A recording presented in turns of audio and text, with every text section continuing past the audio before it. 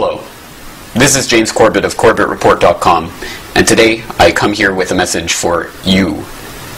You the environmentalists, you the activists, you the campaigners, you who have watched with a growing sense of unease the ways in which this world has been ravaged in the pursuit of the almighty dollar. You who have watched with growing concern the ways that we treat the planet that we are leaving behind for our children, for our grandchildren, and for those generations not yet born. This is a message not of divisiveness, but one of cooperation and unity. This is a message of hope and empowerment, but it requires us to take a look at a hard and uncomfortable truth. Your movement has been usurped by the very same financial interests you thought you were fighting against. You have suspected as much for years. You watched with hope and excitement as your cause, your movement, your message began to spread, as it was taken up by the media and given attention, as conferences were organized, and as the ideas you had struggled so long and hard to be heard were talked about nationally, then internationally. You watched with growing unease as the message was simplified. First it became a slogan, then it became a brand. Soon it was nothing more than a label, and it became attached to products. The ideas you had once fought for were now being sold back to you for profit. You watched with growing unease as the message became parroted, not argued, worn like a fashion rather than something that came from the conviction of understanding. You disagreed when the slogans and then the science was dumbed down, when carbon dioxide became the focus and CO2 was taken up as a political cause. Soon it was the only cause. You knew that Al Gore was not a scientist, that his evidence was factually incorrect, that the movement was being taken over by a cause that was not your own, one that relied on beliefs you did not share to propose a solution you did not want.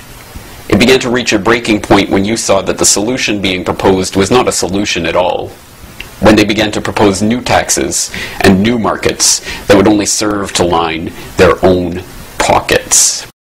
You knew something was wrong when you saw them argue for a cap-and-trade scheme proposed by Ken Lay, when you saw Goldman Sachs position itself to ride the carbon trading bubble, when the whole thrust of the movement became ways to make money, or spend money, or raise money from this panic.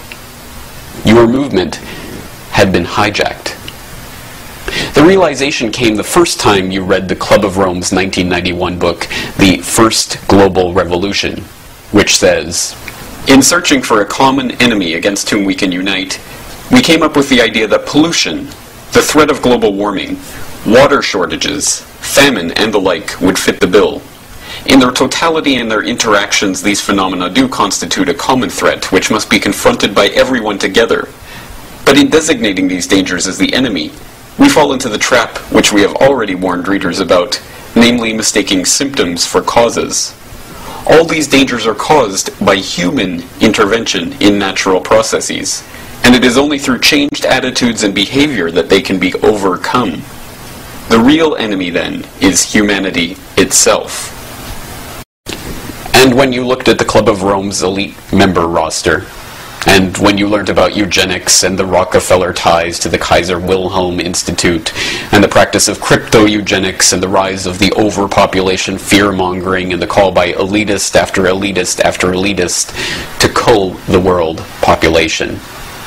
Still, you wanted to believe that there was some basis of truth, something real and valuable in the single-minded obsession of the hijacked environmental movement with man-made global warming. Now, in November 2009, the last traces of doubt have been removed. Last week, an insider leaked internal documents and emails from the Climate Research Unit of East Anglia University and exposed the lies, manipulation, and fraud behind the studies that supposedly show 0.6 degrees Celsius of warming over the last 130 years, and the hockey stick graph that supposedly shows unprecedented warming in our times, and the alarmist warning of impending climate disaster. We now know that they wrote programming notes in their own source code of their own climate models, admitting that results were being manually adjusted. We now know that values were being adjusted to conform to scientists' wishes, not reality. We now know that the peer review process itself was being perverted to exclude those scientists whose work criticized their findings. We now know that these scientists expressed doubts to each other about the reliability of the science that they publicly claimed to be settled. We now know, in short, that they were lying. It is unknown as yet what the fallout from all of this will be, but it is evident that the fallout will be substantial. With this crisis, however, comes an opportunity to recapture the movement that the financiers have stolen from the people.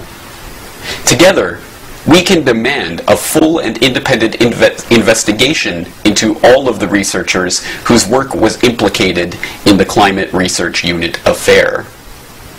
We can demand a full re-evaluation of all those studies whose conclusions have been thrown into question by these revelations, and all of the public policy that has been based on those studies.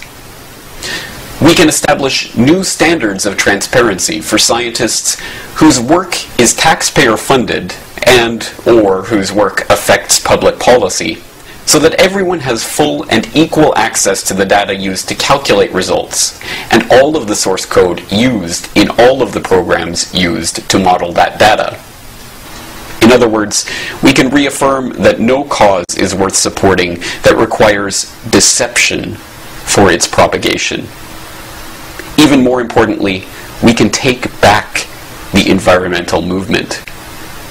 We can begin to concentrate on the serious questions that need to be asked about the genetic engineering technology whereby hybrid organisms and new, never-before-seen proteins are being released into the biosphere in a giant, uncontrolled experiment that threatens the very genome of life on this planet. We can look into the environmental causes of the explosion in cancer and the staggering drops in fertility over the last 50 years, including the BPA in our plastics and the anti-androgens in the water. We can look into the regulatory agencies that are controlled by the very corporations they are supposedly watching over.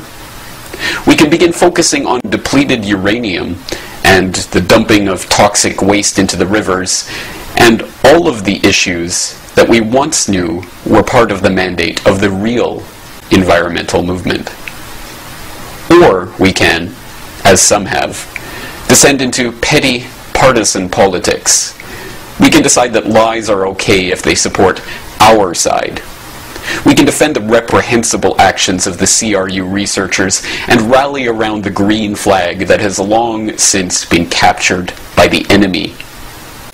It's a simple decision to make, but one that we must make quickly before the argument can be spun away and environmentalism can return to business as usual. We are at a crossroads of history, and make no mistake, history will be the final judge of our actions.